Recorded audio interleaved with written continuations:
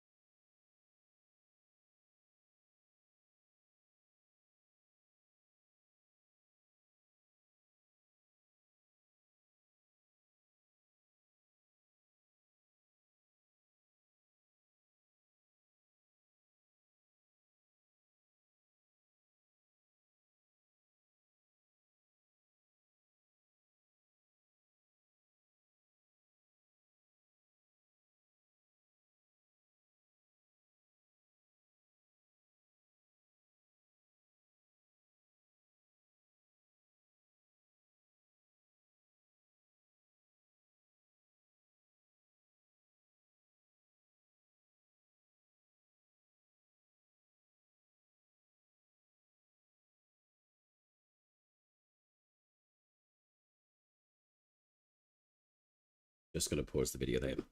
So I do want to jump to quite a few different points in and around the dev stream. The people mentioned Jennifer English is a British actress, and she's going to be doing the voice for the Alka's Children Empress, which is really, really dope. So I'm going to jump through a few of the bits and pieces of the video because I don't want to make it the entire dev stream because it was such a big one. But it was really, really worth watching, that's for sure. So I'll just see if I can grab the timestamps for everyone. And then we could probably just jump into some gameplay, which is very exciting. They don't actually have timestamps, which is unfortunate. But jumping to the Founders Pack information as well, these are the 3 packs that we can get, the wilds, in a few different forms. So we can get them in a singular form, a secondary form, of the Wild Paragon, which encompasses all 3 of the wilds. The Wild Tethrin, Siren, and Oshelda packs. They will be in single unit form, but the Wild Paragon is essentially the pack that I will personally be going for, and hopefully I'll be able to get some stuff together so I can actually give someone in the community the Wild Paragon pack. I'm going to have to double check that, so I will have to actually touch base and just double check and see if I'm able to actually do that. These are also some of the new Wild Founders packs that will be available within Preludes 12. So that'll be as of November 25th, which is uber exciting. And the look and art of all of these looks absolutely insane. So very, very excited about these. The shop that's going to be coming through with the Capitalist Camel is actually pretty cool. So I'm going to see if I can actually find that little dude within the video, and then I can show you a little bit of the video here. I'm hungry.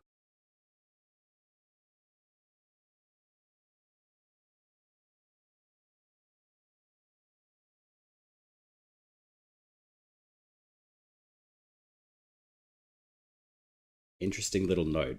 The camel's name is called Zenith. If you're a Warframe player, you'll probably realize that that's the one of the login reward names for a rifle from years and years ago.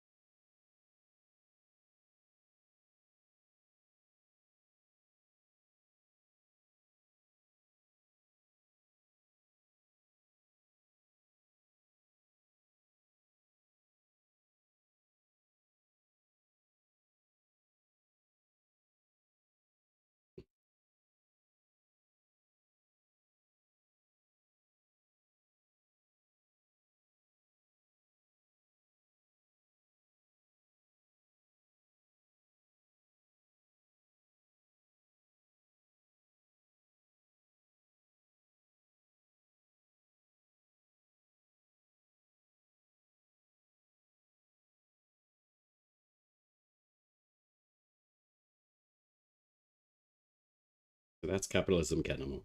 I'm very excited to see him come through. I'm just going to skip to the part where they talk about the Garden Eternium. So once you purchase a Founders Pack, you'll be able to put your own little plant within the area, and that'll be kind of like a nice little area that you can return to and show that you're a founder within Soulframe, which is really cool.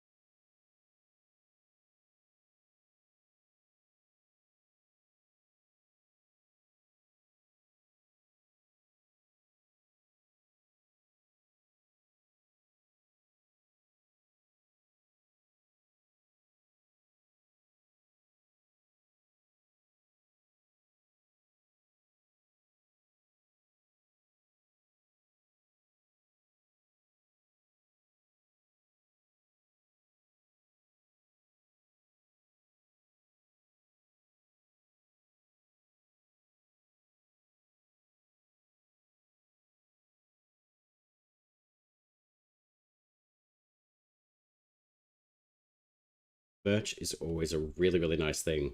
I'm just going to jump through a few more points and then I'll probably jump into the game. I just wanted to cover the predominant big things uh, that they talked about in the dev stream today.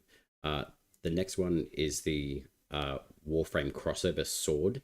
So for anyone who purchases a Founders Pack within Soulframe, they will get a code to be able to log into their Warframe account, and that will be exclusively for them themselves as well, which is really, really cool. So I'm very excited to show this particular weapon off in Warframe as we get closer to the Preludes 12 and the Founders Packs release.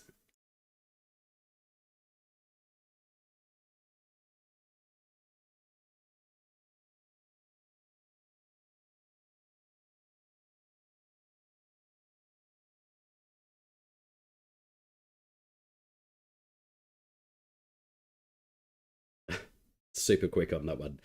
Uh, but these are some of the concept arts I believe that are going to be coming through Preludes 12 as well. So I'm just going to find the timestamp and then we'll play these ones.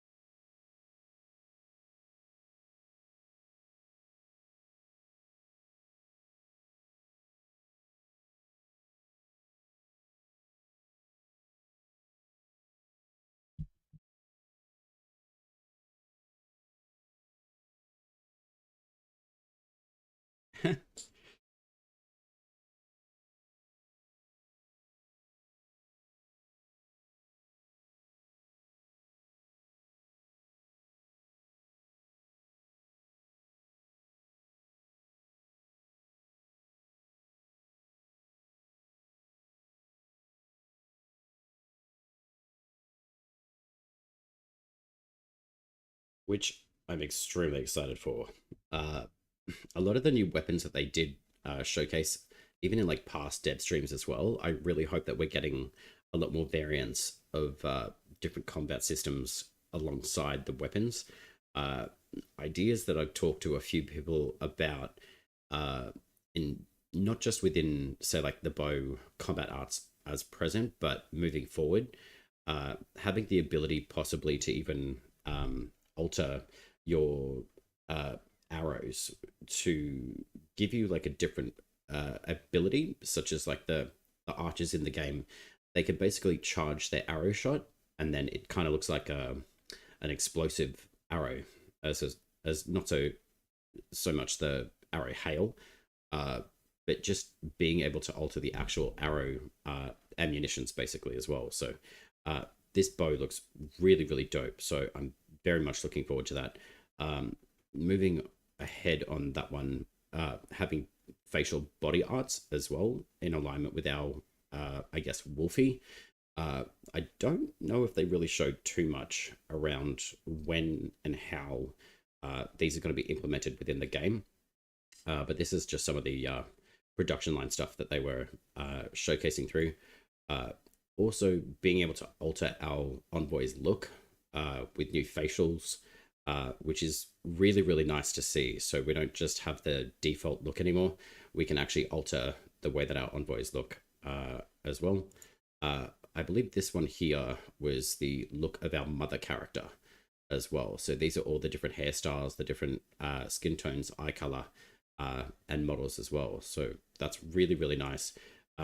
Apparently, they made a childlike version of the envoy. They didn't really go too much in depth of that, but I have a feeling that'll be something to do with, say, like a prior event to us becoming the envoy as well.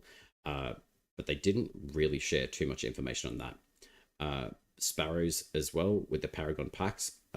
We will get access to the different skins that could be applied to our spirit guide, which is really, really nice. I think as far as what they were talking about, you can access one, but then eventually you'll be able to have technically all three. So jumping into the Founders Packs, again, the Wild Paragon is my personal preference of what I'm working towards. But you do have the option to be able to select one of the three within their own bundle, essentially. I think with that comes along the Paragon Greatsword, which I believe Sarah actually showed me through gameplay. This is the Siren Wild version of Siren from one of the Pacts bundles, which looks really, really nice. I do have some thoughts on the abilities of Siren at present, and I am really hoping what will happen with it is that it does get adjusted a little bit within its ability set, but we can probably go through that with some gameplay this afternoon as well. As far as the NPE improvements are concerned, it is good to see that there's going to be an improved flow of the start of the gameplay for new envoys, which is really, really nice. And giving more clearer guidance to finding the first world tree is really, really integral, I found, starting in Preludes. I myself started around Preludes 8, and it's now Preludes 11.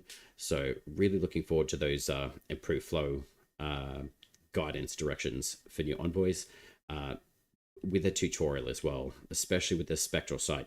That was something that I have probably spoken of for quite a while. So it's good to see that being implemented, the Guiding Sparrow getting adjusted as well, and then early game mechanics as well, getting a little bit more of an understanding of how the actual envoys operate and how you move through the game, especially with the Spirit, Courage, and Grace packs, and also being able to test them before committing to them as well, which is really, really nice to see that.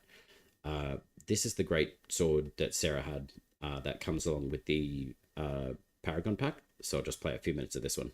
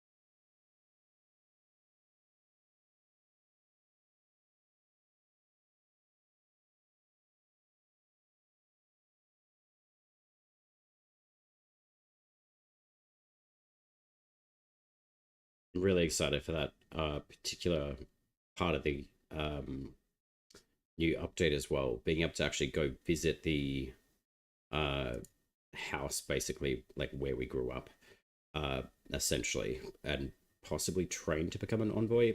I have a feeling that'll be a lot more lore based as well. So I'm just going to skip ahead a little bit more, and then we'll get into some gameplay as well, because I do have some fun little shares of different builds that I've been working towards, and then just basically theory crafting, especially more so on the Siren Pact. I really hope that we get to see a few different changes within that as well.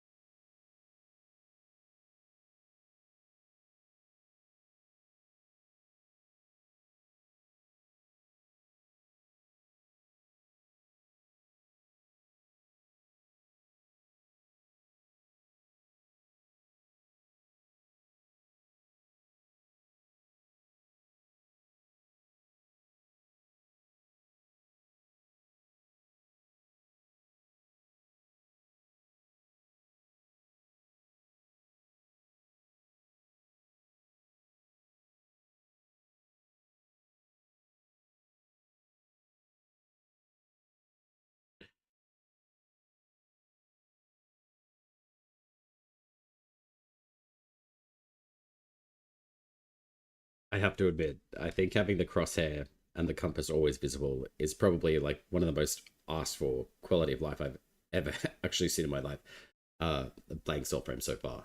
Uh, I'm just going to showcase a little bit more of like the harder mode essentially coming through to Soulframe. It looks really cool. So we'll probably wrap up with this particular fight. But I'm very much looking forward to this particular game style that's being put into the game. Basically, kind of like a steel path version of the boss fight. So it looks really cool.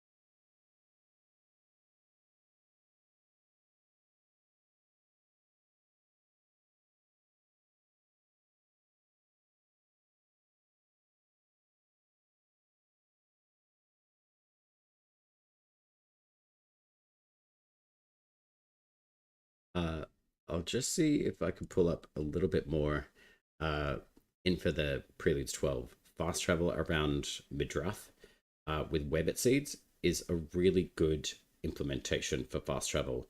Uh, it is basically using a Webbit seed and being able to travel to every world tree, essentially.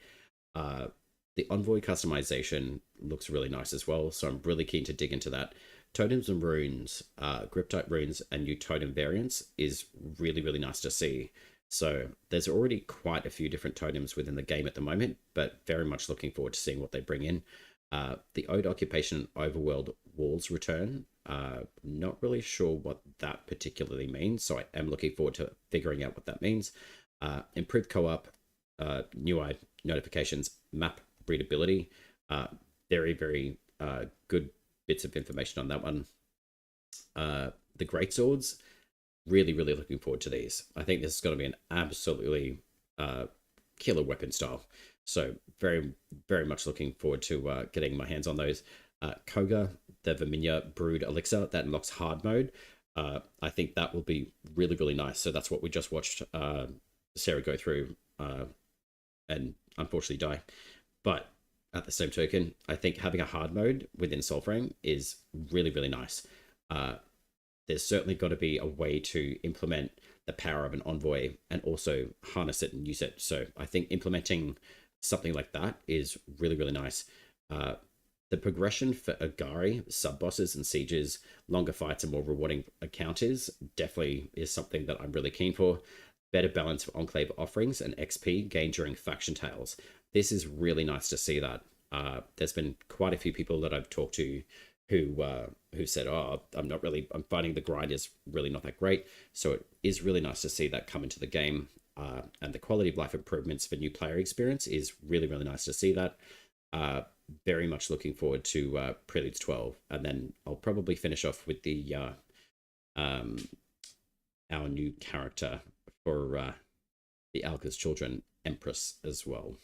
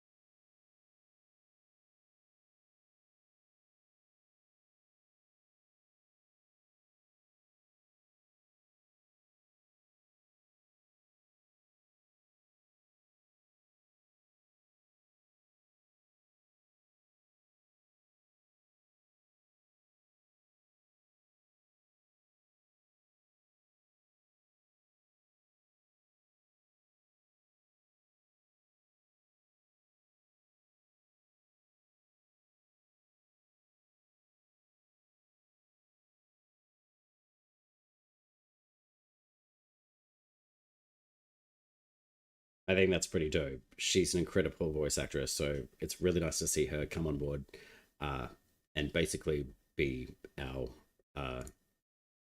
fairy godmother in a way, or the empress of Eldervale. I think the concept art for the character looks absolutely insane. So I'm really hoping that P12 gives us the opportunity to actually meet that particular character as well. So very very excited for the founders pack. Again, it's been a really big topic since this morning, so really excited for that. So uh, there's everything in a nutshell basically from the dev stream. So I'm just gonna close that down and then we'll get into the gameplay of Soulframe for the rest of the stream. So hope you guys enjoyed the recap on that one.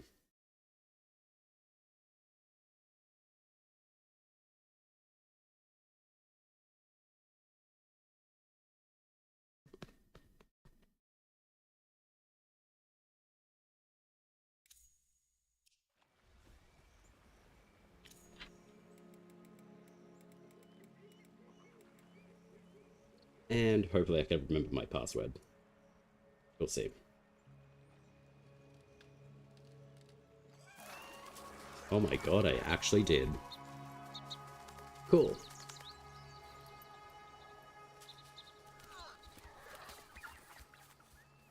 Awesome sauce. Alright, so I think what I'm planning to do is just show off a few little bits and pieces with the different packs, especially like Tethrin, Siren, Oshelda. Most of them pretty much, I think, are pretty good choices. I think what I have to talk about with Siren especially is hopefully seeing some adjustments to the actual pact itself. I find the casting speed for Siren is really all not that great. It was changed. I'm not too sure why. So it could be something to do with what we may be seeing come through in the Preludes 12.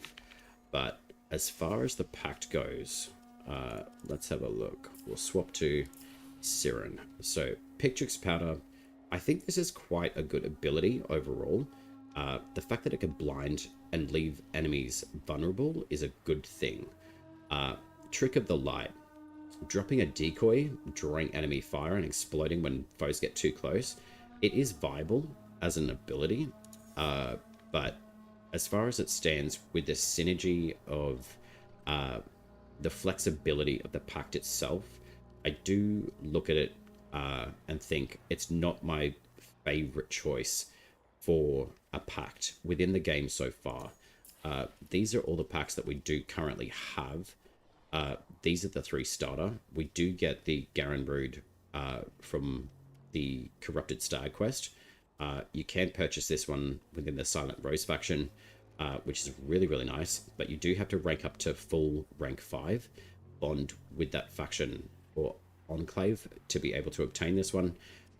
Similar story with the Mora's Hand, except this one is purchasable through the Kith of Kings. Bromius, this one is available to you once you complete the Waste Bear quest, and Orangor is kind of its own like little side quest, but it's still within like the main storyline, which is really nice, so you can't technically miss this one. So it'll be interesting to see what the pathway in Preludes 12 will bring. So as far as the actual skill tree itself within Siren, Pickpocket is a useful steal looting tool, but I find the flexibility with that particular ability with Glamour, it is cool, but I still find damage output for Siren is quite lackluster, unfortunately. So you do have to get a little bit more of an understanding with how these virtues interact with this particular pact itself. The way that I technically go through and build the Siren pact is predominantly based around courage. There seems to be quite a huge push for courage to be the most effective source of damage output for pretty much most of the packs. Spirit is based on duration, and that does work extremely well with certain packs, such as Orangol, O Tempest, Garen Rude, Mora's Hand, Bromius. This one is predominantly based on a courage attunement for virtues, but it also aligns itself with the actual armor output of your envoy as well. So what that means is basically the higher that you can get your armor stat within the game with any armor that you wear and the totems that boost armor rating, you can boost that above 100 points, which is really, really beneficial for the Bromius Pact because that is how it's built. Which initially, when it was dropped into the game, it wasn't actually working correctly. So my initial understanding of the pact itself was not really that great, unfortunately. But once that got fixed, there was no problems with it. It's an absolutely amazing pact. Siren, however, I still think pickpocket, it does work. You can pick up a pickpocket from enemies, but overall, you're not really spending a lot of time being invisible. You're basically running around, smashing enemies. And that's exactly what we like to do. And especially if you are, I'd say, like a Warframe player coming into Soulframe, that's exactly what you want to do. This pact doesn't really shine within that aspect of it. The reason why I boosted Pickpocket, I actually haven't played with Siren for quite a while, mostly just due to the abilities being time-based and made their abilities a little bit longer. I wish this one was still an instant cast, so I will run around with it for a little bit and play with that one. I do minimize the amount of spirit and then the amount of range for this pact, and then I just boost everything into courage, and I'll show you why. I do put the Synod's Bell on as well, the talisman, which boosts an extra 5 points to courage. And you can see the boost from that particular talisman underneath the main points of the virtue. So you can see you've got plus 6 points, but you also get another extra point, which is based on the stats of this particular pact itself. You do get another point in spirit, and then you've got an extra 6 points within grace, because the Pact of Siren is based on grace as well. I'll take you guys through a little bit more of the weapon choices that I can choose. Because I'm forcibly making this pact more of a courage-based pact, I can basically use any courage-based attuned weapon to the best of its ability, which is fantastic. This was originally an attunement grace weapon, the sword and board, but I chose to go through and use the Blessed by Mora courage joinery to attune this to courage as well. So I really do hope the Siren Pact does get looked at prior to the Preludes 12 being released, and hopefully we will see at least some adjustments to make it a little bit more viable as a grace-based pact, especially with the virtue systems as well, because it does seem that we're pretty heavily relying on the courage pact and the courage virtues at the present state of things as well. With this particular weapon, sword and board, I'm just going to use the enemy armor reduction and this dagger on primary attacks, and then I'll also finalize it with the perfect throws have an additional smite chance, and then with the magic armor, you can switch between your physical and your magical. The higher that you've got your physical damage rating reduction in your armor, generally will be better. But as I showcase, like all the different weapons that we can go through, this particular weapon, Marrow's Bane, is very, very good. Duelian, also extremely, really good. Igde still really good. It was originally a 3-star attunement, but unfortunately it got dropped down to 2, so I'm not really sure why that was made in that decision. But hopefully that could be revamped once again. As far as the mockery weapons are concerned, the Tassard, that one seems to be quite good, especially for the long blade. Narash, it is good. I have used it. I do like the swinging mechanics of it. I am very much looking forward to some more of the combat arts that will be reintroduced into the game. The combats at the moment, these ones here, I believe are going to be removed at some point, and then this will be a whole new system, which is really, really nice. Overall, I do like using pretty much most of the items in the game. Pole arms, I probably don't use too much myself, but I still really, really enjoy them nonetheless. So if there are particular weapons setups that you really want to see, more than happy to share those and showcase those as well. So I'm just going to do the basically the whole boss run as well, just so we can kind of make the time for anyone. If you don't have a code by now, hopefully you will by end of stream. So I'm going to run all the way up to Etheldred, the Orb Mother, and we're going to take her on, and then we'll probably have a bit of fun with the Discharged Nimrod closer to the end of stream, probably finalizing with the Mendicant King as well, because he is probably one of my favorite bosses to go up against. And we also got the Dire Skull, which is really, really nice as well. So yeah, I think most of the information that was brought to everyone's attention, especially with the Founders Pack, that was the I think that the massive highlight for everyone within the entire stream of the dev stream this morning as well. So I'm just going to connect this guy because it will actually help repower and recharge my earphones as well. That is one thing I did not do earlier today, unfortunately.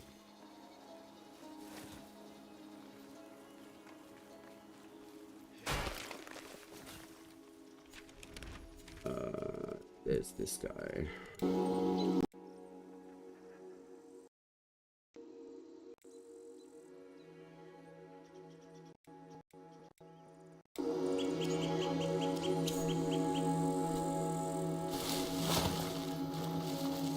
Bluetooth is an amazing tool sometimes, not all the time. Especially with the earphones that I've got. It tends to switch between two different channels, which is very interesting to me.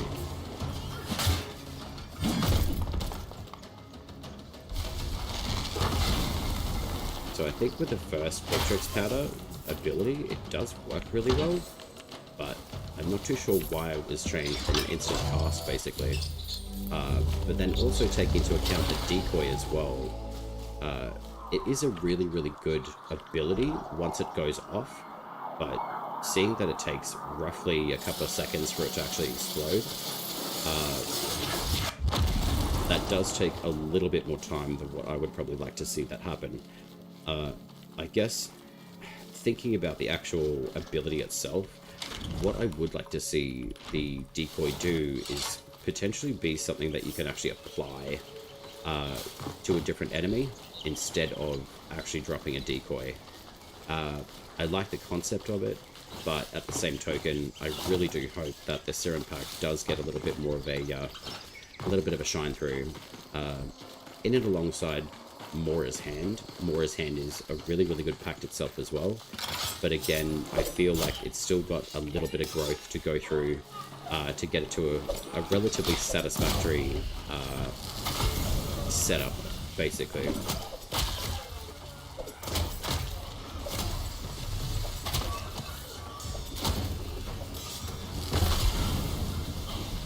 So as an example, you can drop your decoy, drop your one. I feel like that particular setup of like roughly almost like a second and a half of that first ability, it does recharge really, really quickly, but overall it still takes a little bit of time to cast off. Whereas, say, the instantaneous cast of the third ability works really, really well. It is beneficial to have at least a bit more duration on it, but still, it does take a little bit of time for those abilities to ramp up. So I do want to test it out against the Orb Mother, so it probably is going to be a bit of a challenge, especially with her, because she is such an aggressive enemy as well.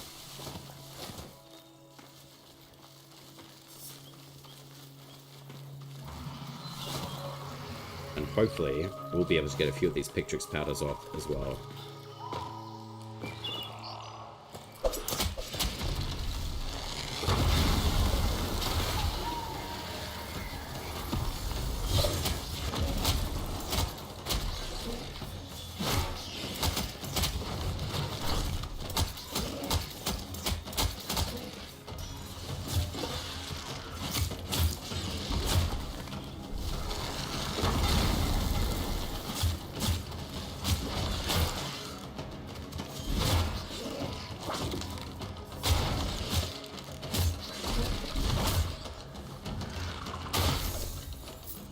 Okay, we didn't do too bad on that one, to be honest.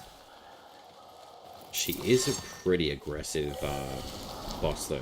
I'm sure a lot of you guys have probably gone through and played up against her. She's probably one of my favorite bosses, in all honesty. She can be extremely mobile if you let her, but I actually did not mind doing that fight the way that we just did it. But it will be really, really nice to see what happens with Kogai, I think it's called, is the new game mode. That will be really, really interesting to play up against her in super hard mode. She's extremely mobile. She can one-shot you pretty much. So I'm really, really looking forward to seeing how that's going to operate with this, the new update coming through in about a week and a half time. 5 commons each. Next few tax. Prize Legion.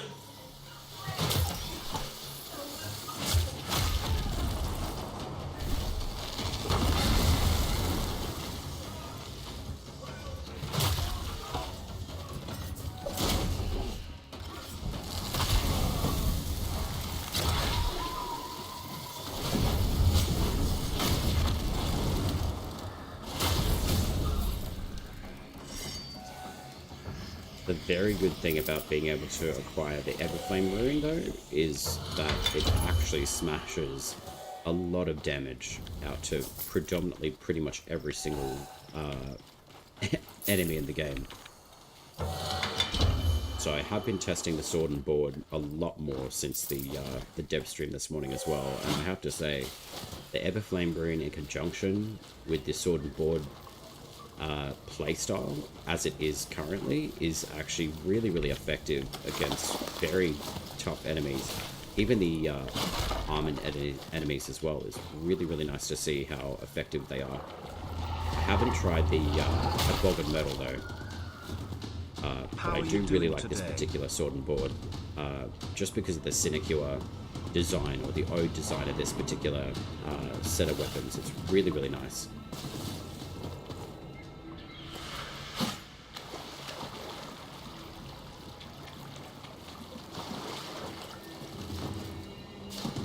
Alright, we'll see how Siren goes up against these guys.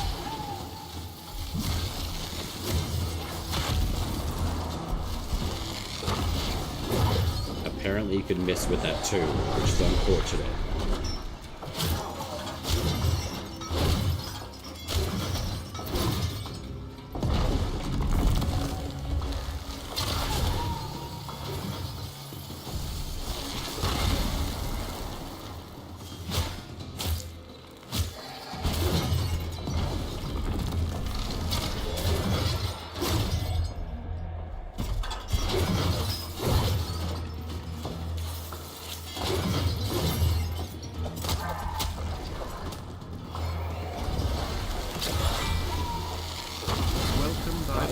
How are you going, my friend?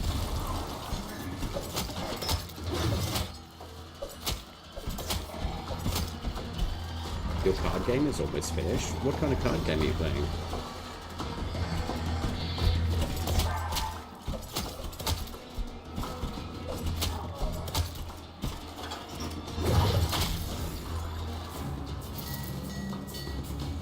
Alright, we got the Guild Hall polished. Not ideal, but that's okay. But we did get the Bog of Metal, which is really nice. And a 3-star, so I'm going to go for that one as well.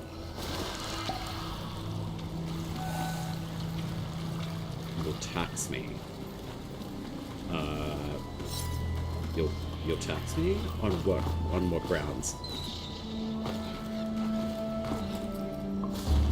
And how are you going to, How are you going to guard these taxes from me exactly?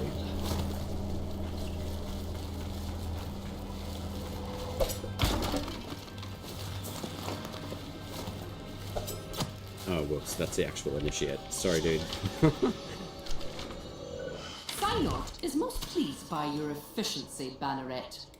Let us not disappoint. Hunt Alright, me Mr. some Snappy. brew. Let's go get the, What? Am I not a persuasive spy? get the bannerets. Surely you'll manage.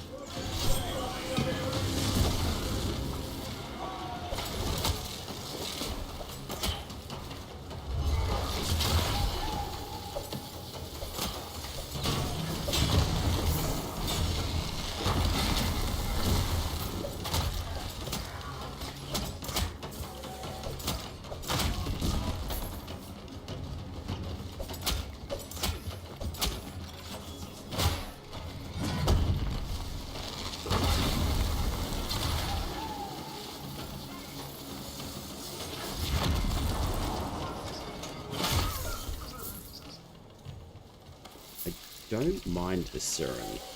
It's okay, but it's certainly not as effective as, say, like, Oshelda, Tempest. I think the casting time is definitely a big factor, and the usefulness of this particular pact, that's for sure. We'll go down for this particular run, so we can just showcase a little bit more of the Viscerin pact. As far as, say, like, the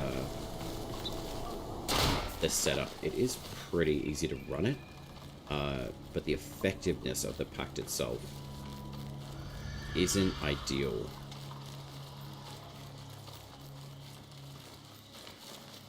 I'd really like to see at least a little bit more duration for the Pictrix powder, and as far as I have used the pact, the Spirit Virtue doesn't necessarily increase the overall efficacy of the first ability at all.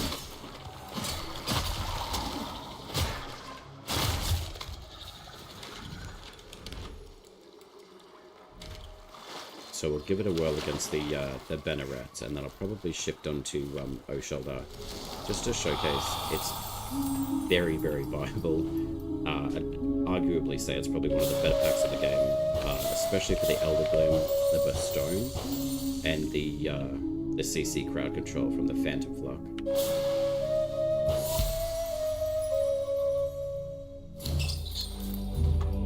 And we got the little spirited dude.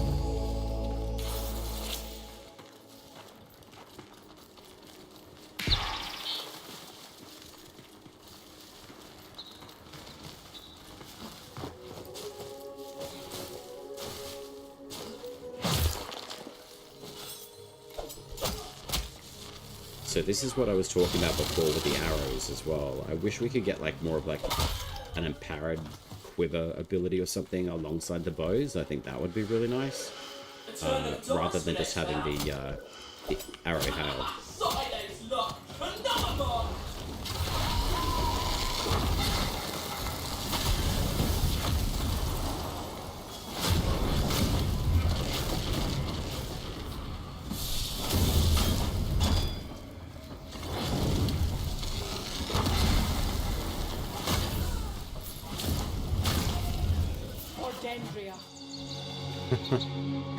I love how the enemies just go for themselves.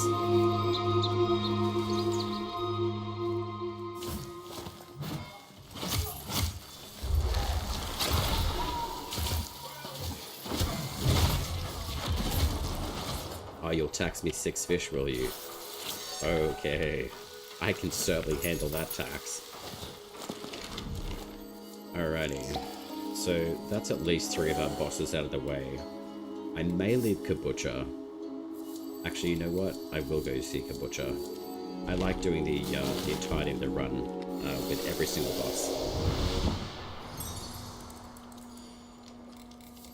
Yes, I can afford the 6 fish trade. That is not a problem, Thyak. Alright. Well, I guess that's that guy out of the way. Oshelda, on the other hand, as a pact, is extremely viable for a lot of different reasons. It's very, very strong. Its setup is really, really nice.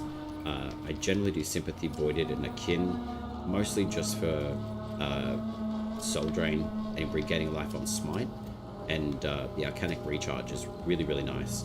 You can build into the Tendril ability, which is actually quite good. But I've decided to build more into Courage within this particular one. Just for the reason of, even though it is Spirit based, it still gives me quite a good amount of Courage points to be able to essentially just spread around. So I believe the cap is roughly around 25 amazing courage. Lenky. I believe 25 or 24. Yeah, it's 25 courage. For mostly melee weapons or any courage-based weapon, that's basically the cap, even when you're using, say, like Tethering as an example. So the fact that we can boost 2 of these stats into 20 is phenomenal. I'm not so worried about Grace all that much, although I will just dump the rest of the points into it. But as far as the Bestone goes, the higher spirit duration you've got, the better.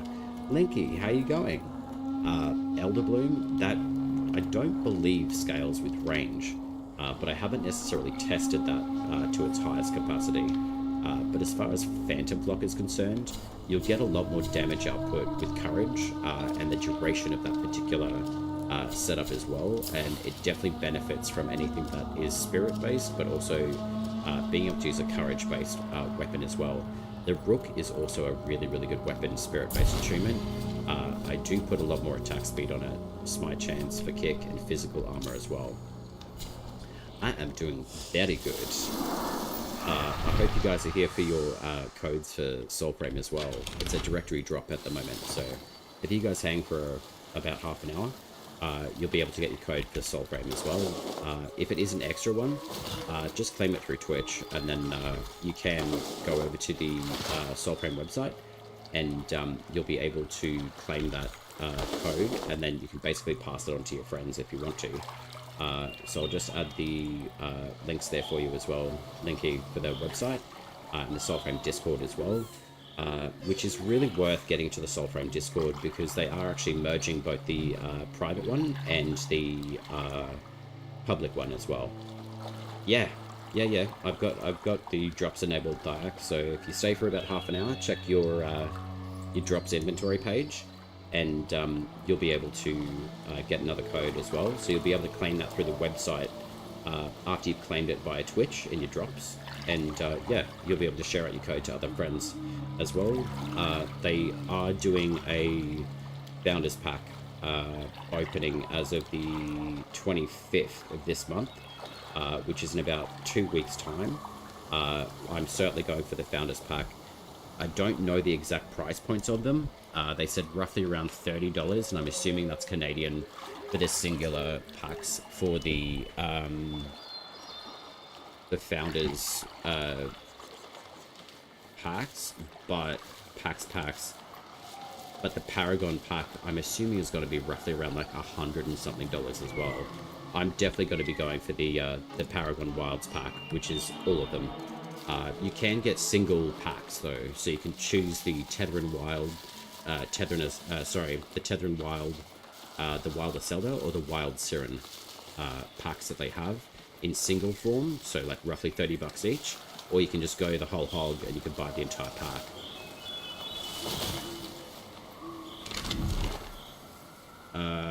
Let's go to Butcher first.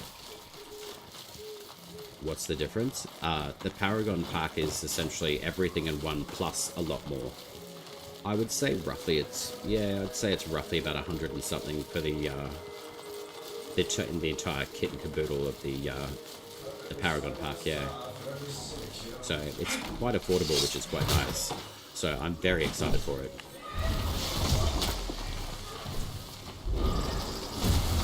Oh, you mole. You can interrupt me. That's annoying. Okay. They've interrupted me 3 times. That's crazy.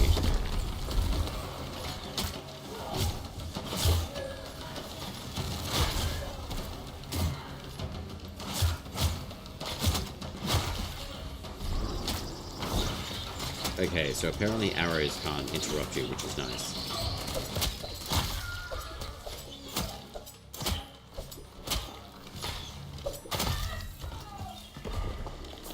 what's stuff in Paragon or what's in the other.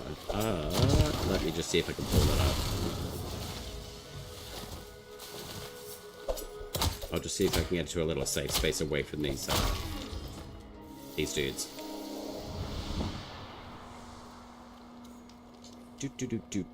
I did have these up before.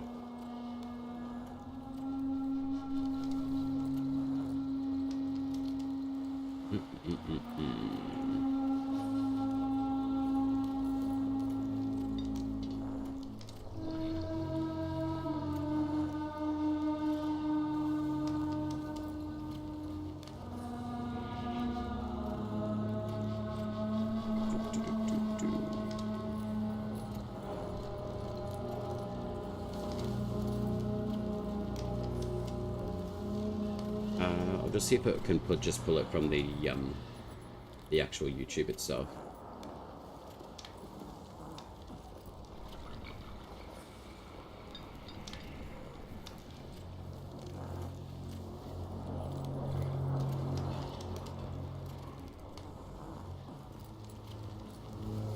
So essentially, Thiark, you can choose any of these at all. So you can get the Wild Tetherin, you can get the Oshelda or the Siren, and you can get the Paragon pack, which includes everything. They do give you a Greatsword, the Paragon Parapat Talisman.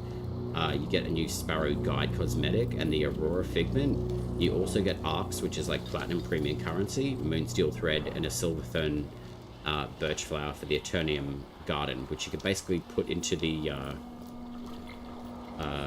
garden itself, so you could basically just kind of share it to everyone that you've basically become a founder, and you planted a nice little tree as well. So I think it's definitely worthwhile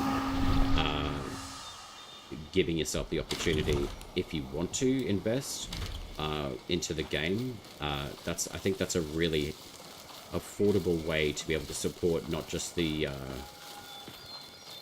devs and the game team, but also like just improving the game overall. So I'm certainly looking at investing in the Paragon pack myself, because I really do have high hopes for this game just getting better and better, which I have no doubt that it will. So hence why I'm going for like the big pack, the Paragon pack itself.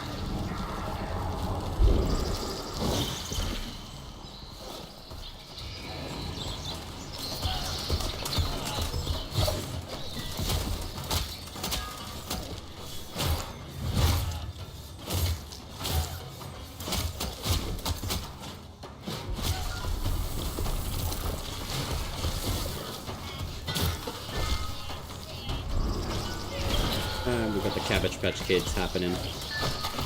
Always love these little dudes.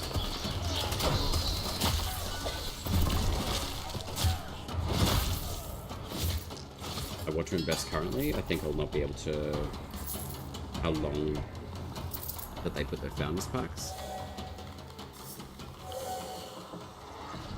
I mean, it's only roughly about like a week and a half away, so I would certainly say, like, if you've got the capacity to, definitely give yourself the room and space to be able to just put some dollars aside just in case. Think about it like an early Christmas present for yourself.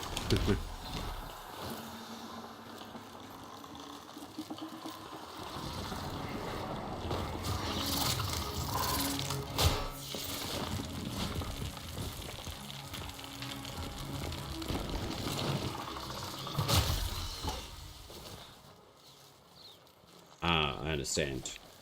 Maybe we can do like a crowdfund for you or something like that, Thiark. I do have a goal in mind. Being able to essentially crowdfund for someone in the community that I can actually give one of these packs away to. But I probably will have to look into it first to see whether or not I'm able to actually do that. That's fair enough. And I respect that as well. Like, that's essentially what I want to be doing as well. I have had like one or two friends say, hey, like, if you're really keen on that, like, I'll just grab it for a Christmas present. I said, nah, I want to work for it. Check out the Anvil Pet I appreciate them saying that, but yeah, I'd rather work for it too. Yeah, me too. And that's the thing, like, that's my way of thinking about getting the Founders Pack as well. It's like, I want to work for it, so I'm going to. And yeah, I love what they do as well. They're a phenomenal team, I would say. And to be part of Warframe for such a long time, but then also share that experience into Soulframe is phenomenal. So, yeah. Yeah, that's fair enough. Let's see what we can do over, like, the next 2 weeks.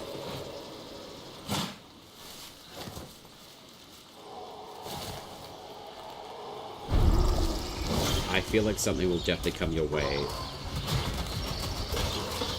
Even just doing, like, follow-up kind of calls, etc. like that, that definitely helps a lot.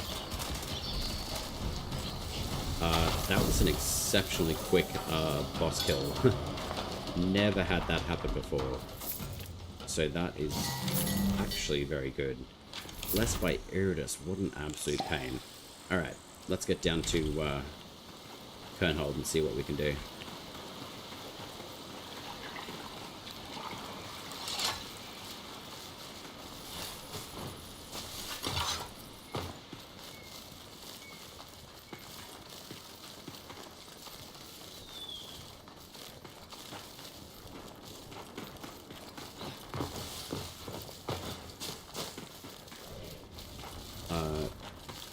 Just let me know, Thyak, too, with your drop of when you can receive it as well. So just keep an eye on your drops for me.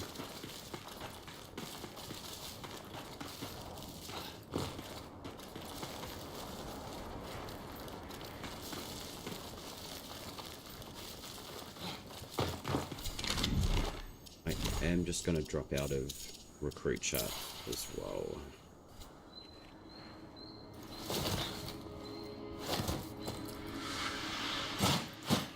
Yeah, that's fair enough too. I definitely think supporting them through is Soulframe. Obviously, you know how obsessed I am in this game. I love the direction it's taking. I love the lore. I love a lot of the different elements to it. I mean, there's obviously like a few bits and pieces that are probably going to get brushed up before it becomes open to everyone. So I'm really looking forward to seeing at least some of the changes that are going to be happening through some of the elements within the game. But I am kind of hoping that Siren Pact is one of them.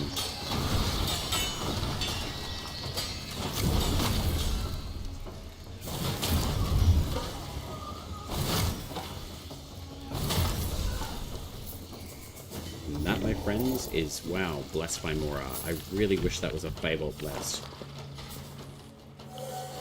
That would have been dope.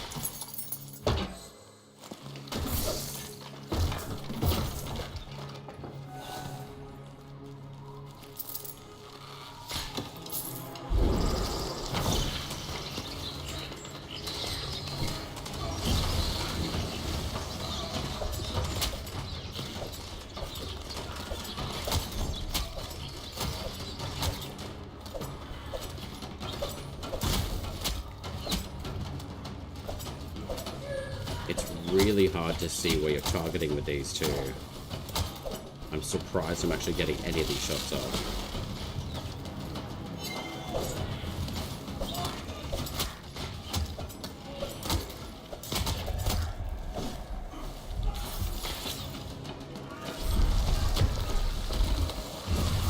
Damn, that was close.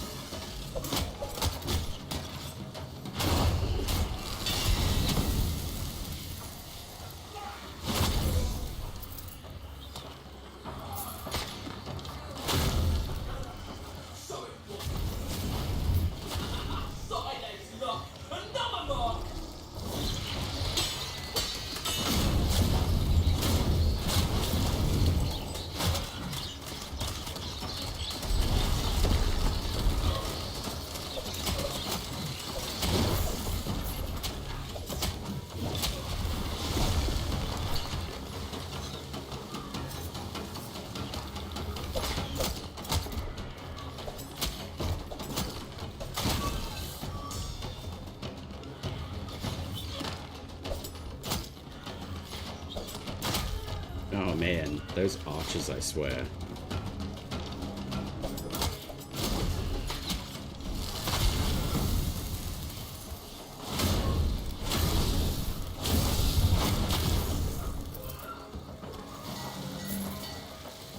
Gildor polished. Okie dokie.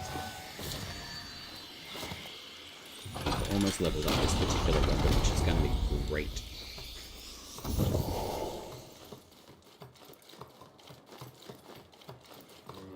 I could definitely understand your thought process with Plat on Warframe as well. I think releasing and having these founders packs for Soulframe, I think is a really, really nice way to at least energize people who, you know, have played Warframe for a long time, but they didn't get the exposure to the founders pack that they had initially with Warframe. So at least now you've got the opportunity to actually enter a foundership, basically, even if it is in like a different game, it's still to the same company. And obviously we've all seen how good they've done with Warframe over an entire decade. So I'm really, really, really keen for the Paragon pack coming like really soon. I wish it was this week, but obviously they've got to tidy up a few things and just do what they need to, so I'm going to be avidly waiting for it though, for sure.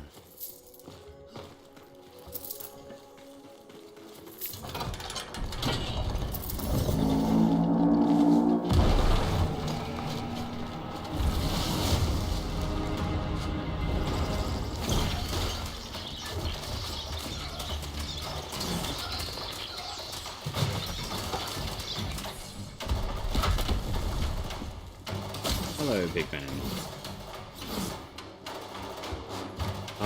To be honest, I don't actually have any information on that. I'm kind of hoping it's for a while.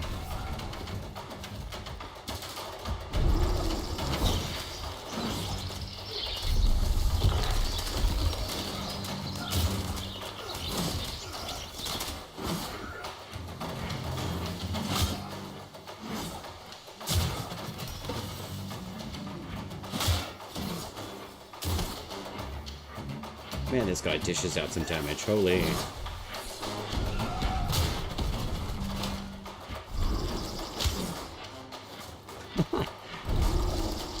He can actually get really vicious if you let him.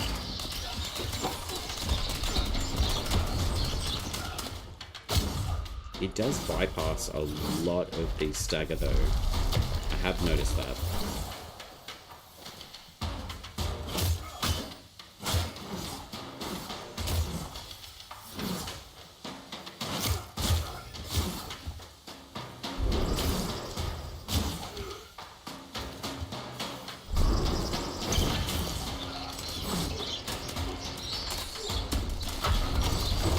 Wow, he does not even get staggered by the Vantage blocks either. That's crazy. His spear moves? Yeah, I'm actually kind of hoping that this is actually one of the playstyles that we get to learn. Is coming to do these bosses, but then also learning their actual particular moveset.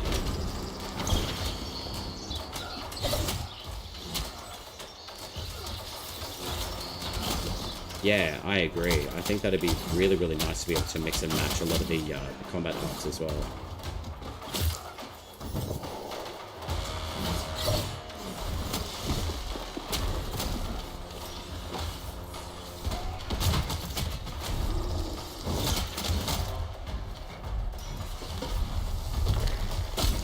Oh man, okay.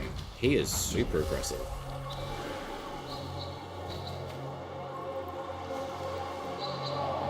Like, which is good, because it actually definitely makes you react to him. I think initially when I first started him, I thought, wow, this guy's way too easy, so clearly he's at least had some sort of buffer since I played against him.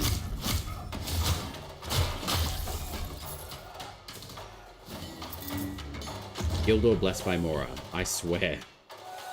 I don't know if I'm ever going to get a Fable blessed by Mora, but we'll see. What is his spear weapon? I don't believe so, no. It was showcased back in one of the dev streams a while ago. So I'm not too sure if that's actually going to be entered into the game. I actually really hope that it does, because I like the simplicity of its design. And the way that he actually uses that weapon would be really nice, like I say. And what you mentioned too as well is like, if we got the opportunity to learn that particular moveset from him, that would be amazing.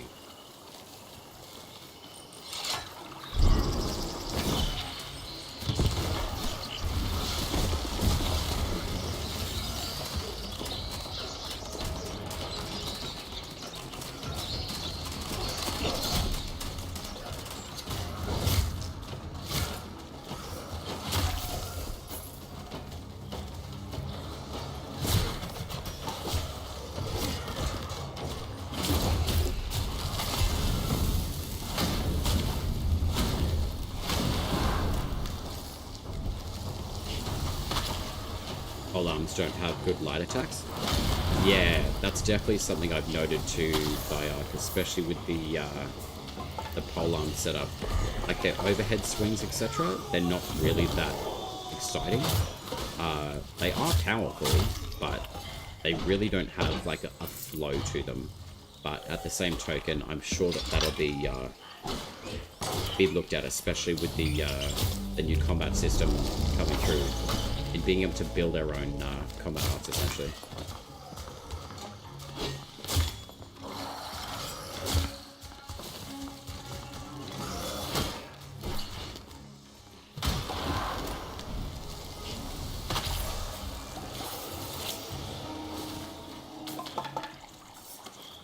Polearms focus on heavy and thrown. Yeah, they definitely do. Which is okay. I mean, they do operate really, really nicely. Actually, you know what? Let's go try one out. If anything, Gathanan is good. No doubt about that. Being a sharp damage weapon, though, makes sense.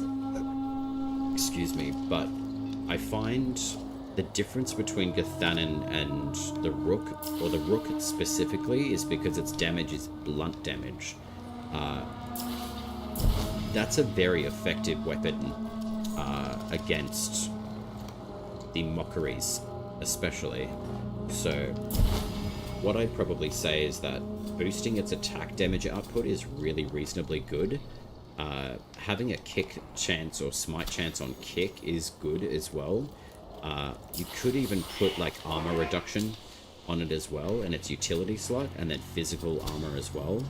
I do prefer putting on additional smite chance though, because that damage essentially will be able to transfer into your soul smite, being able to heal you back up, especially if you've got your pack set up the way that I've got mine set up as well, with sympathy, with the regain of life on smite with voided and akin.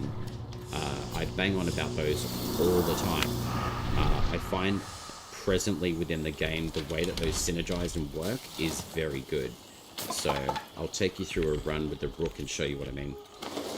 If I have his light attack, then the transition attack to heavy with a normal pole arm would be heavy. Yeah. You're in the Banneret sector, Envoy. Will I wager my Drax? Alright, this is perfect, because that's actually going to take us right next to Nimrod.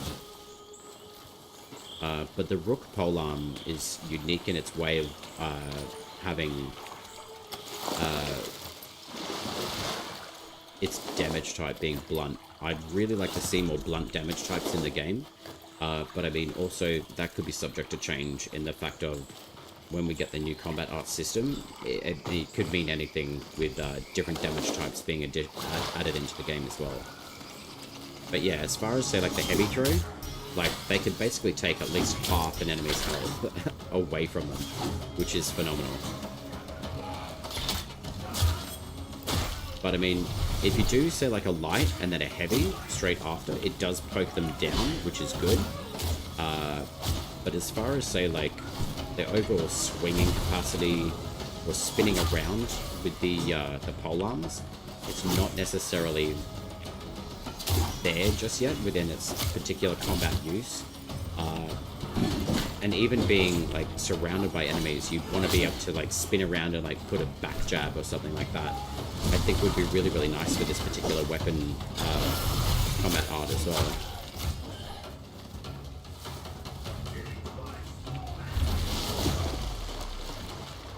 I'm just going to give myself some breathing room for Memento. It's more like pole hammer. Yeah, pretty much. I have been finding mixing and matching, say like a light attack and then heavy, has been quite beneficial with the polearm. So if you just do your light and then it stabs, and then it does an overhead swing. So that's heavy, heavy after a light attack. Like, your light attacks don't do too badly. So like the flow form of this particular weapon is good. I wouldn't mind having something that kind of like flicks the weapon back towards you and then can kind of spin around or something like that. I don't know how much it would take to implement something like that into the game, but I think it would be really, really nice to see that. Especially for polearm style gameplay. I would certainly play a lot more with the polearms if they had a lot more fluidity to how you're actually able to utilize the weapon. As far as, say, like that goes, good, but yeah. Why did I go to the knife bulb? I am not sure. However, let's go get Nimrod. Its arts is diff if you look closely. In what sense do you mean?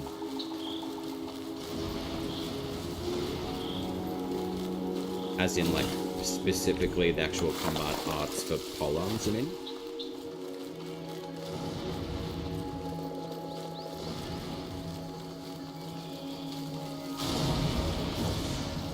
Let's have a look.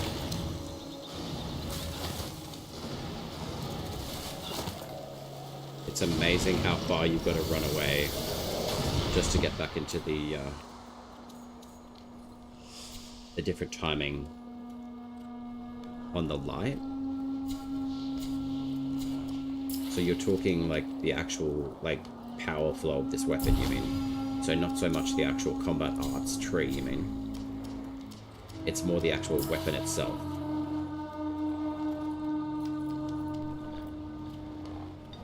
Yeah, okay. Yeah, the light and heavy attack is different for that one. So we could even just do like, I could take a Thenon actually.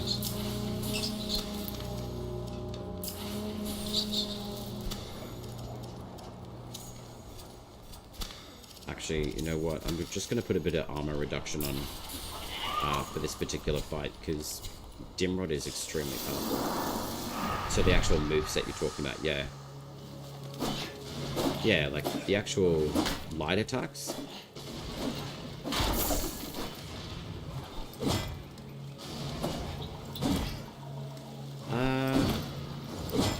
I mean, I'm doing the same, like, formation of, say, like, if I do a light, light, heavy, heavy.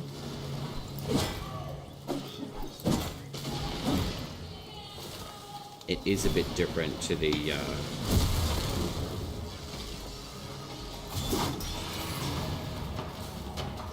actual moveset of the Rook Polearm, though. Yeah.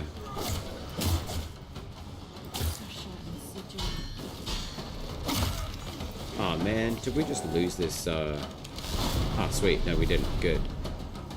Uh-oh. Nimrod's already here.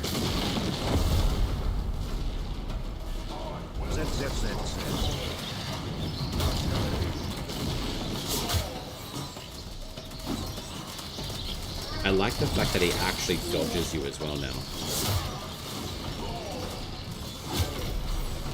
Oh sweet, we can get in for a stab, hopefully. Nope. Yeah, see, the way that Nimrod actually uses his Ducalic, this is something I would like to see.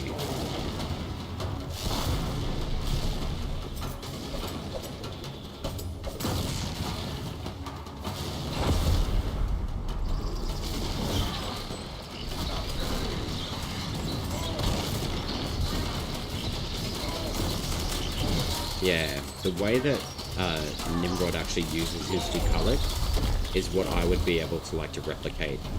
Like just doing like a really fast, like big charge attack like he just did there. Oh nice. We got a passive off. Yeah, see him doing these sorts of moves here, I think would be phenomenal on the polearms. Absolutely. Yeah, it's awesome, eh?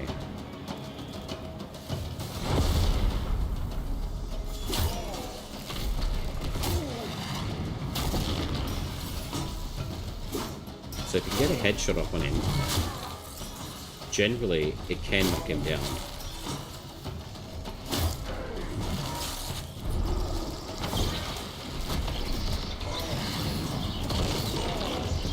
Yeah, it's awesome, hey. Like, just watching him do his moves is pretty cool. If I had my bow, I'd be able to shoot him in the air right there.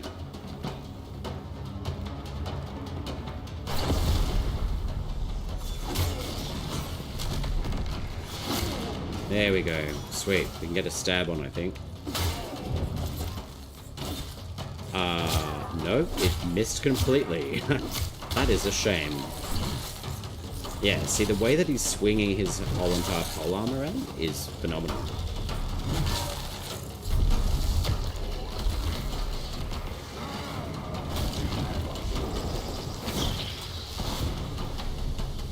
It's good, though, that the sparrows can actually attack him still.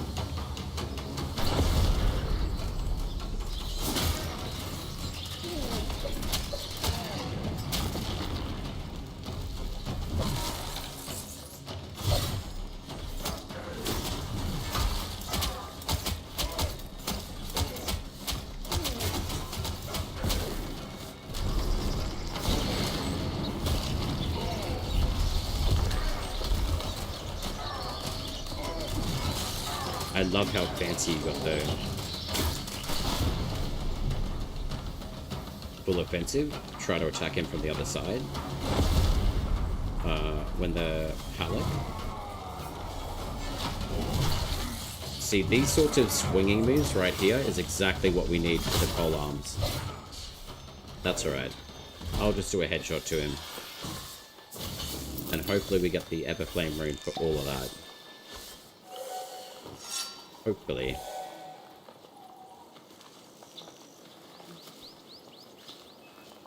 Nope.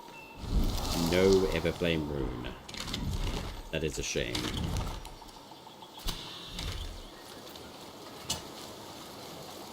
Yeah, okay.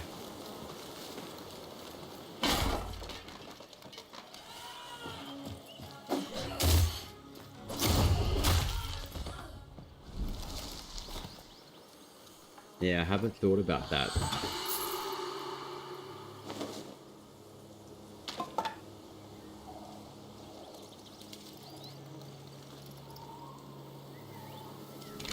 Ah, so you're talking about like when he's doing like his full jab move, like side step to the left and then go in that way? Yeah, okay.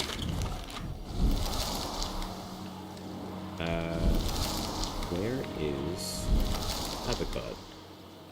I'm never really able to find that dude. There he is. Make more noise, buddy.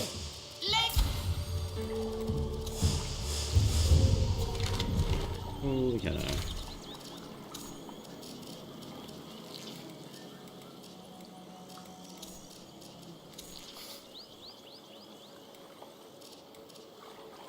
There we go.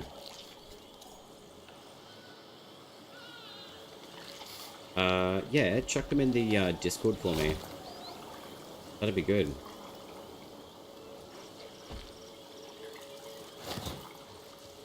I appreciate that. So I know how much you're really into like a lot of the like the moveset mechanics of how things work too. That's really cool. But yeah, I'd like to have a look at those, to be honest.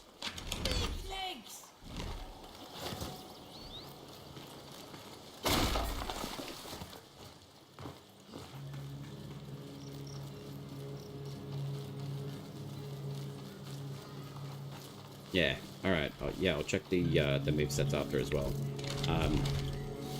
If you can, though, can you just let me know when you get your drop as well for your code? And just when you claim it as well.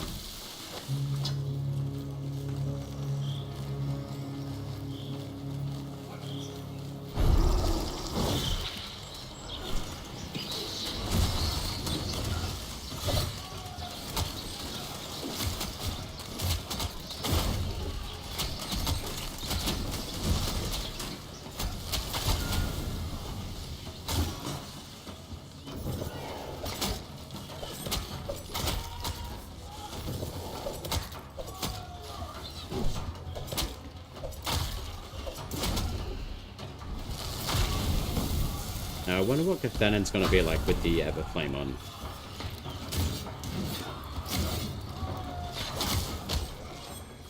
Okay, getting bossed about by a goddamn banneret is not the most ideal.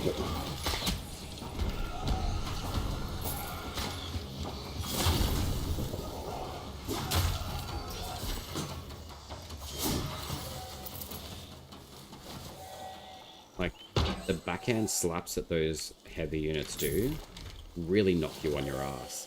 So, I really want to see those sorts of moveset additions into, say, like combat arts for the envoy. Like the movability and the flow that the enemies have, I still feel like the envoy does have a lot more flow than they used to, but not as much as, say, some of the enemy types do.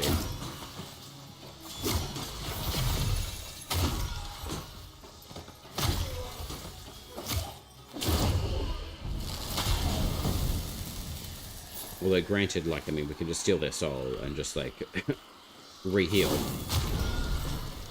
Okay, Everflame on the pole arms is mad.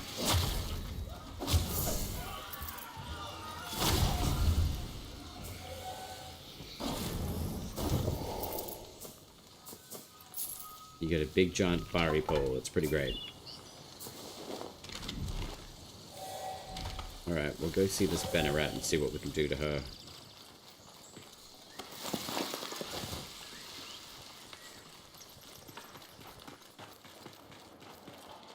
I do want to check and see, though. Alright, so I'm just going to rank up the sword and board that I had. And then, I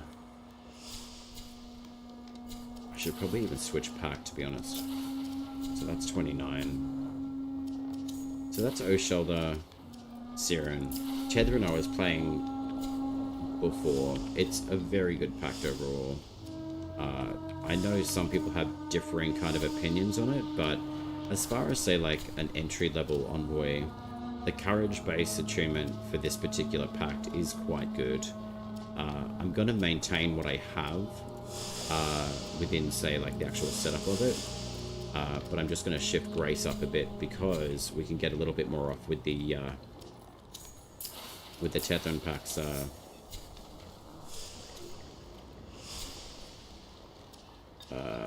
what's that, 25? I believe? 23? Yeah, I think it's 25 courage. Yeah.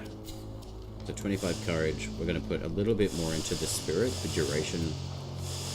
But then I'm going to boost up the grace a little bit to 15. Just so we've got a little bit more wiggle room, especially for clash. I've been figuring out that using the third ability first and then using your second and then your first works really, really well. Awesome, thank you. Yeah, I'll have a look here after stream for your thigh. I'll send you a reply as well.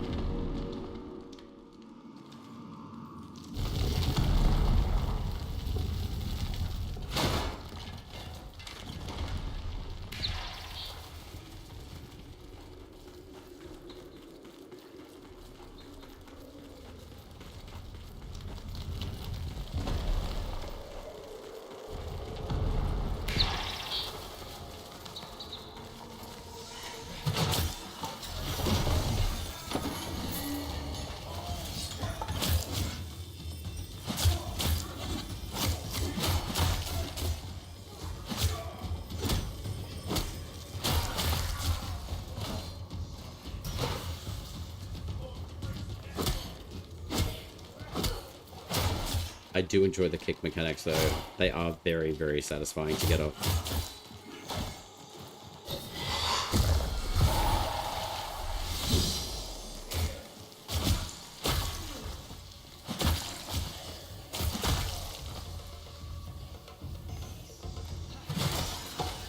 Oh, he could block that? Mofo.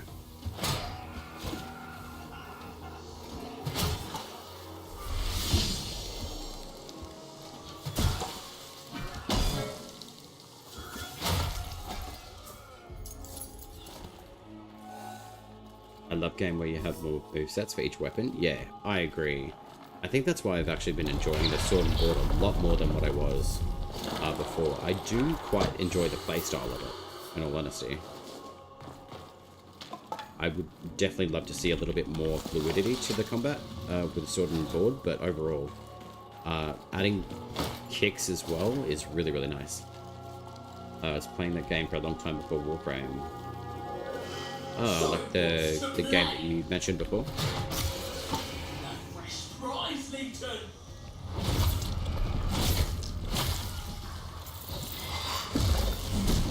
It surprises me that the Clash does not push past her animation set.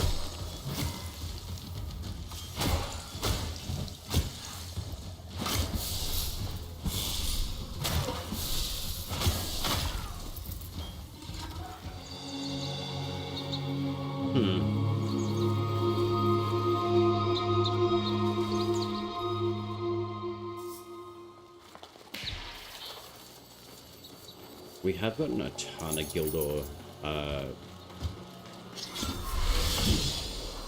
joineries, which is nice, but I'm really hoping I get one of those Faybot ones.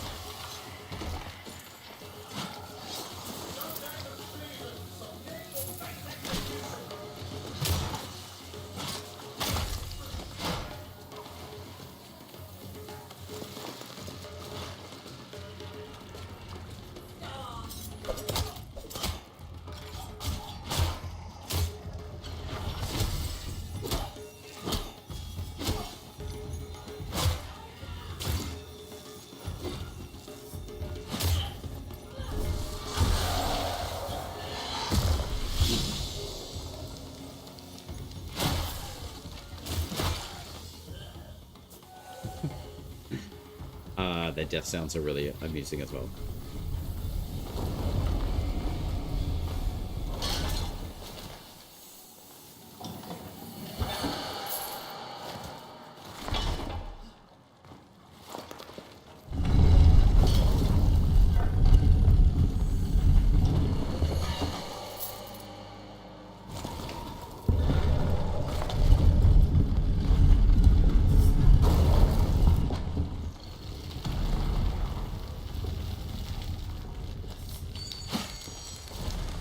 Go.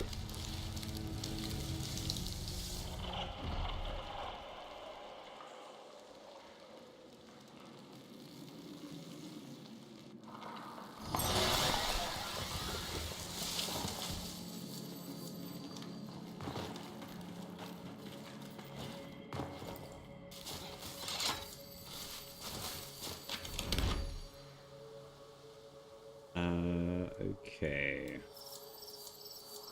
So what I'm going to do, I'm going to jump back into the Glades of Anduin, funny enough, and I'm going to speed run through that one, so it'll take us out near the southern end of the map, and then I believe that my final boss is going to be the Mendicant King.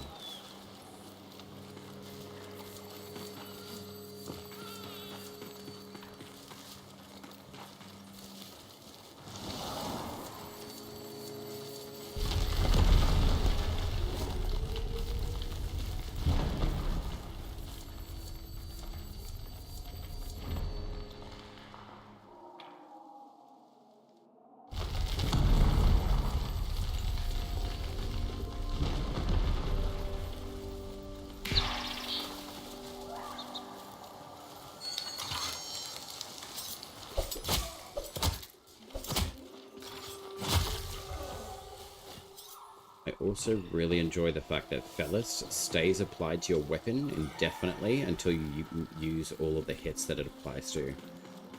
I really hope that doesn't change. It's very, very good.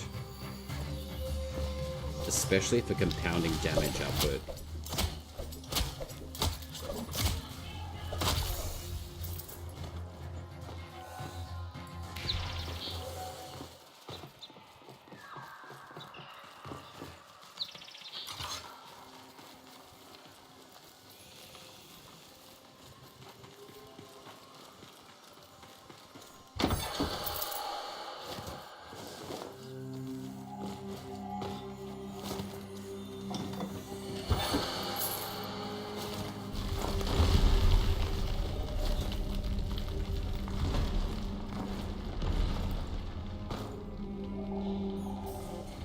I'm just considering pact-wise what I'm going to use against the king.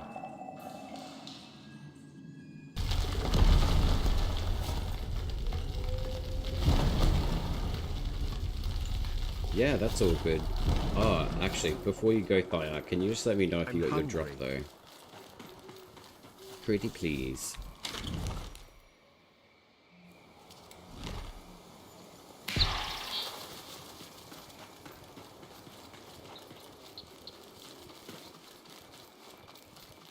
Oh, dope. Awesome. I'm glad.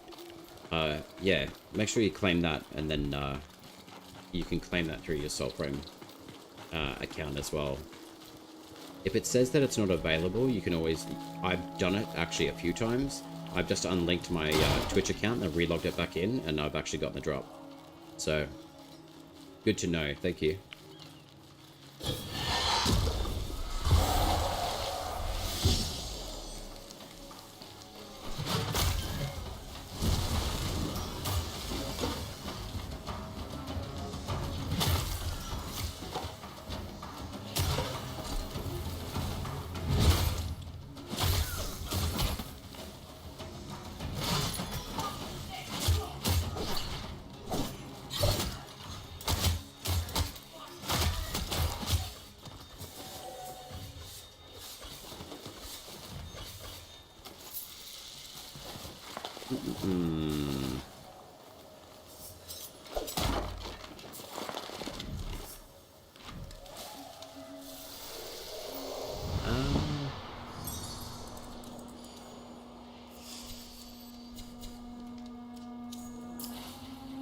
So I've used all the base packs.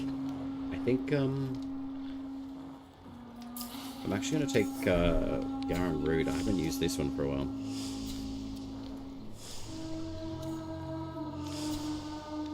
So 17 spirit. I don't really need that much spirit.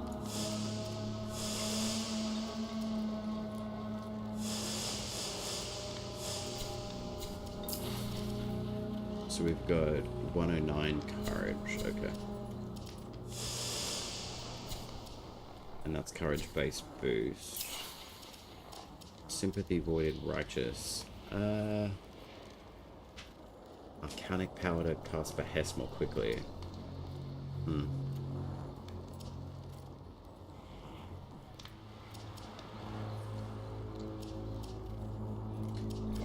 I'm gonna switch this up, maybe.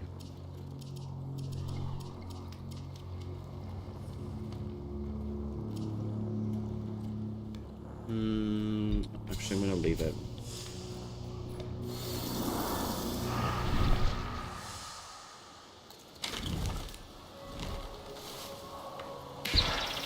Alright, let's see how we go with the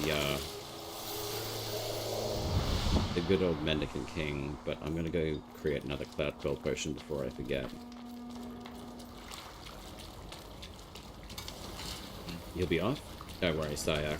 Thank you for dropping in. Nice to see you and also chat with you again as well. Always a pleasure. It brings us a neighbor?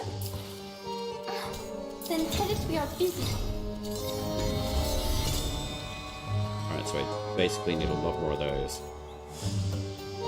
Bring Okay, us back a no morsel wuppies. next time. If you want to lurk, I'm pretty sure there's like a lurk somewhere. Very dry. Yeah, there you go. Or maybe the lurk doesn't like everything. Crazy. I'll have to look into that one.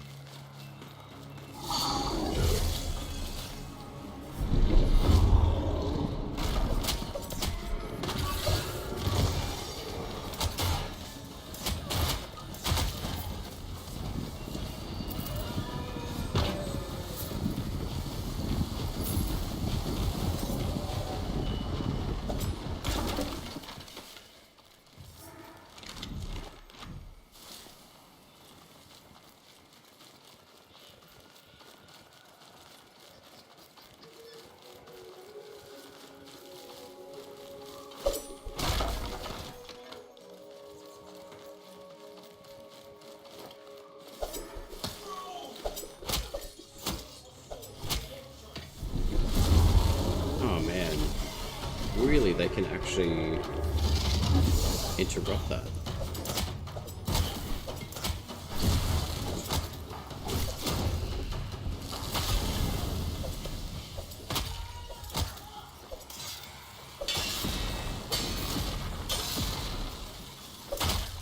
Okay.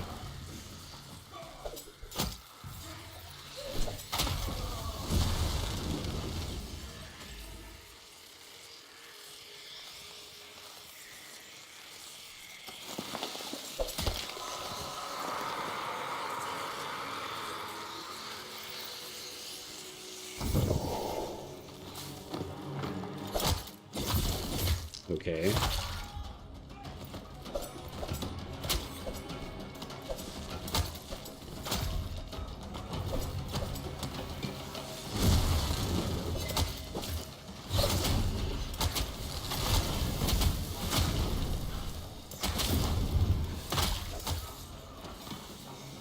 We got the double chest though, which is great.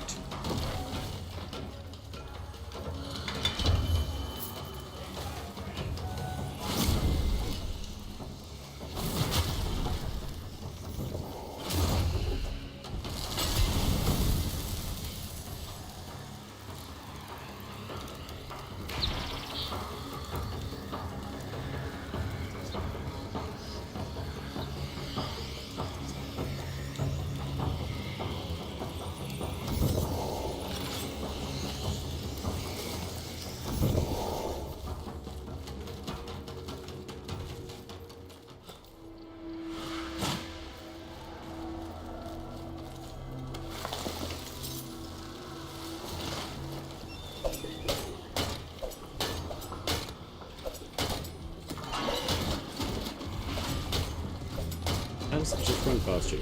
Interesting.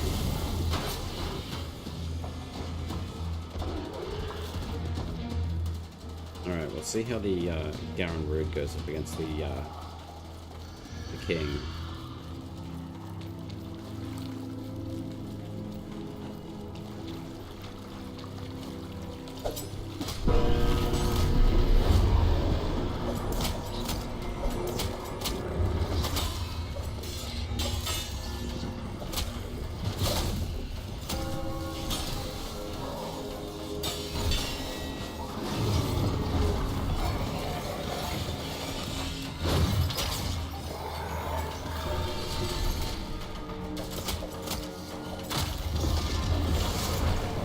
Ooh, cheeky, okay.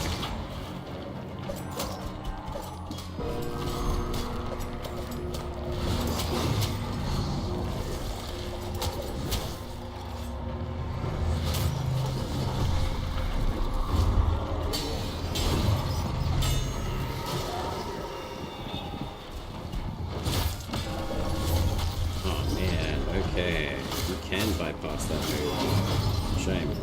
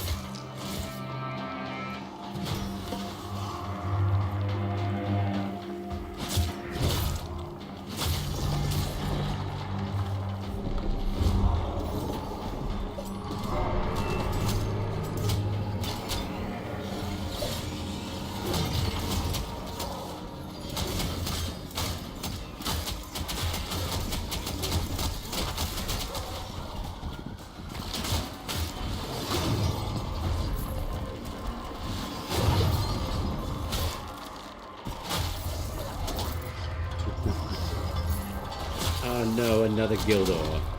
No. Oh well.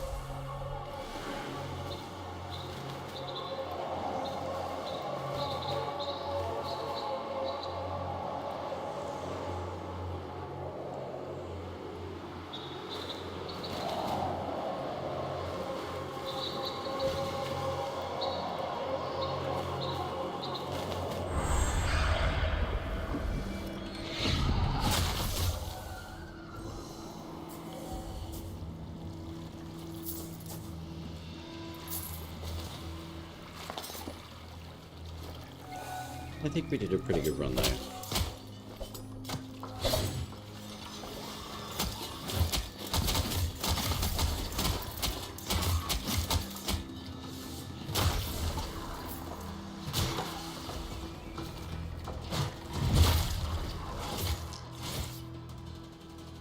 Dude, their maces are really cool too.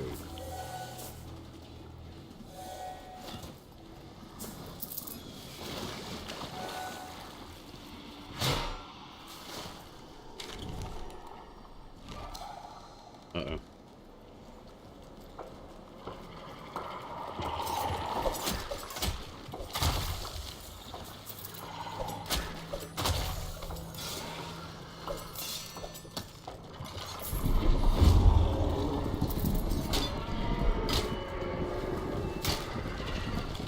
Sorry, little slug.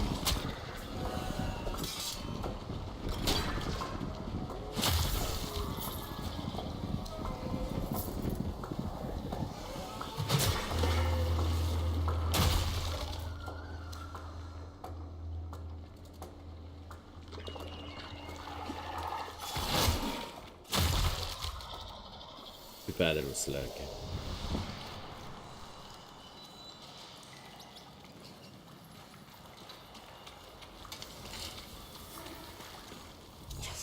I know.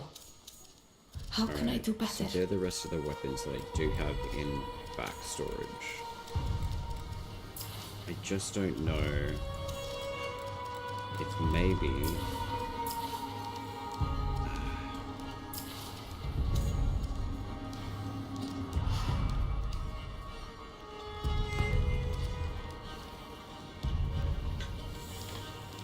I mean, I could use this guild or Bless My Mora, but ideally it would be a Fable.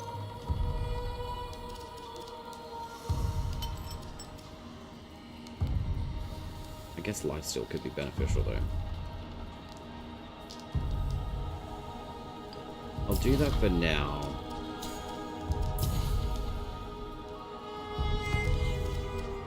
Fairly made, but quenched too soon.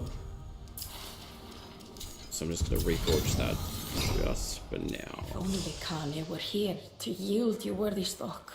And then hopefully I'll be able to get the Alas, of wretched waste. Fable joinery later. So Yet it rings so. that one's ranked.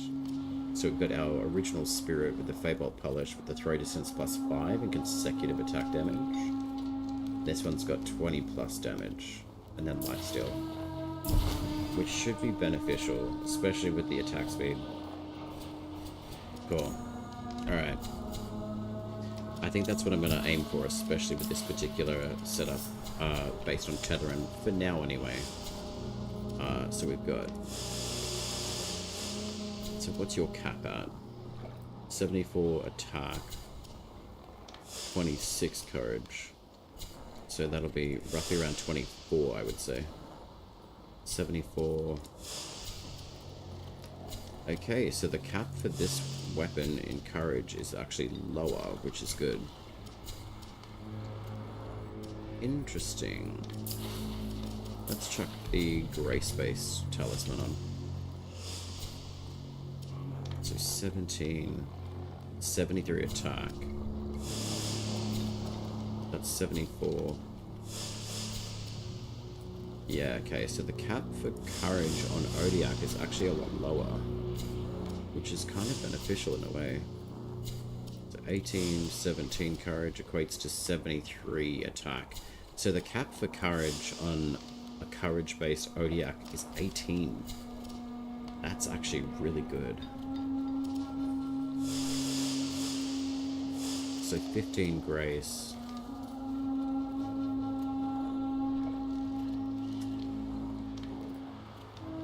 I think I'm actually going to pump it all into grace instead, and then just 2 duration.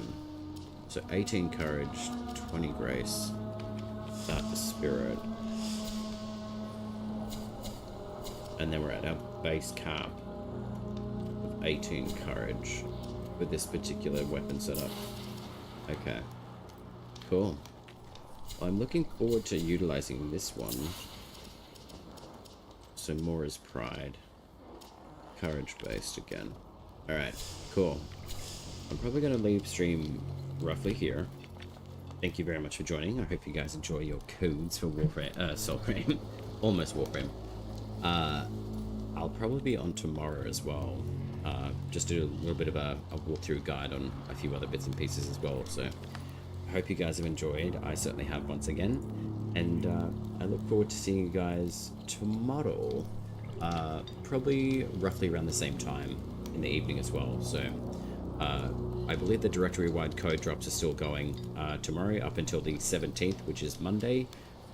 So if we do have like halfway drops, don't worry about that, because anyone who's streaming Soulframe, you can actually roll that over, I'm assuming, because it's a Twitch directory drop event. So hope you guys have enjoyed. I hope you've learned something.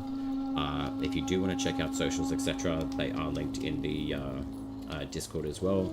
And I will see you guys most likely tomorrow afternoon. Take care for now, and ciao for now.